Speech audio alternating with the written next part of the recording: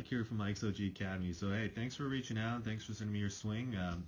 Definitely, it's a motion I've seen before, so I'm pretty confident we can help you out, especially with that visual demonstration I was talking about. I think we can get to it. So anyways, let's get into, we'll talk a little bit about grip first. Now I know players, especially good players like yourself, are hesitant on switching their grip, but let's just kind of go over what your grip is doing currently. So your right hand grip is pointing up towards the neck, or like right side part of the neck.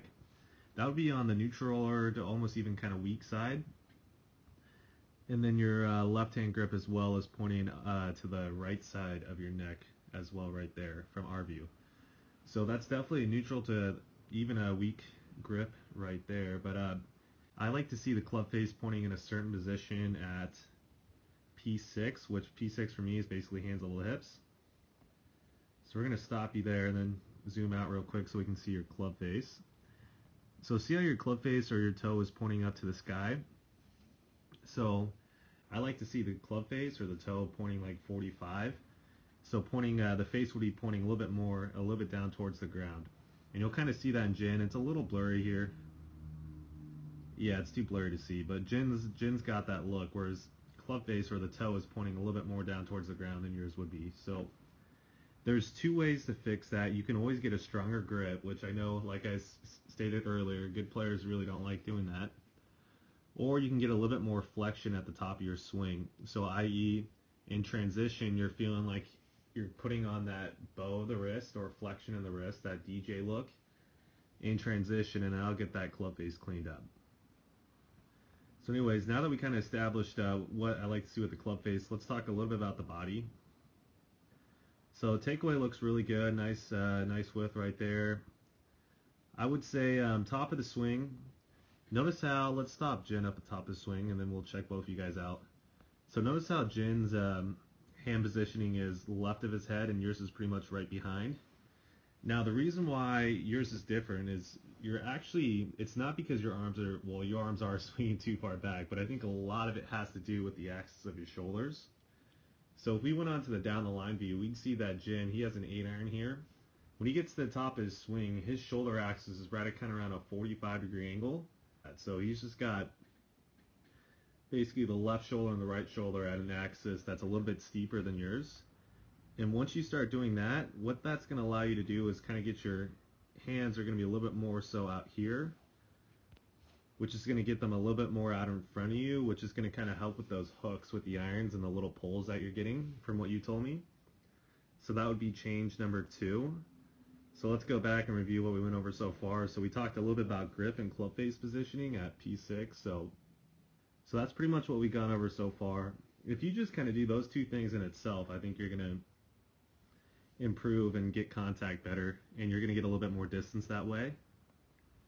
But now let's address some lower body work in transition and kind of what I think is hurting you a little bit. So I'm going to draw a line right here, and you probably already know what I'm about to talk about. But you have this forward bump. So here's the difference between you and Jin in this position. If we draw a line on Jin's pelvis, look how level it is at that point. Now if we draw one on your pelvis, notice how the left side pelvis is higher than the right. Now I want you to try an experiment. Try a swing, or not even a swing, try setting up with the left side pelvis higher than the right, and then try to rotate your upper body when you do that. You're going to see that you can't rotate a lot. So when you don't rotate a lot, and your shoulder line kind of stays closed, you're pushing kind of swing direction and path out to the right, which means for most players when they swing too far right, they start losing control over the face, and they have to have a lot of forearm roll or a lot of release through the impact zone, which then means, that's your kind of your accuracy issues. And then if you start swinging too far to the right, you're going to be coming in so shallow that you're going to start struggling with compressing the ball, and that would be kind of your distance loss issues right there. So that would be definitely one thing to work on. So in transition, you're going to feel like your hips aren't breaking this barrier. So once your hands get down to P6 right here, your hips will have not broken that arrow, and your pelvis is actually going to be a little bit more level to even the left side pelvis being lower. And again, I'll show you some drills on how to do that because that's kind of a complex movement, but once you kind of get the drill around it, it's super easy to do. And once you get down to hands level of hips and you haven't broken that barrier, then you can kind of push through that wall as much as you want. Now what that's going to allow you to do is A, it's going to get you better contact.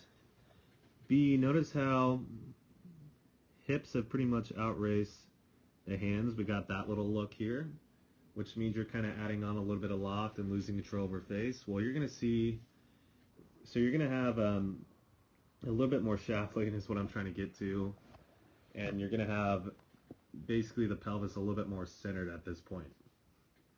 So those would be the recommended change I would recommend for now. So again, let's kind of review that real quick. So again, we talked about maybe possibly changing grips a little bit stronger. If you don't want to change grip, you definitely got to get a little bit more flexion or that DJ look in transition. From there, we talked about getting the shoulder axis a little bit steeper, or i.e. feeling like if you stood up tall and straight and just rotated, that would be 90 degrees. You need to have a 45-degree angle with an 8-iron.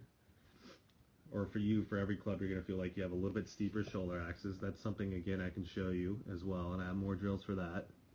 And then the last thing we went over was this left hip breaking through the barrier too early, and the left side pelvis getting higher than the right.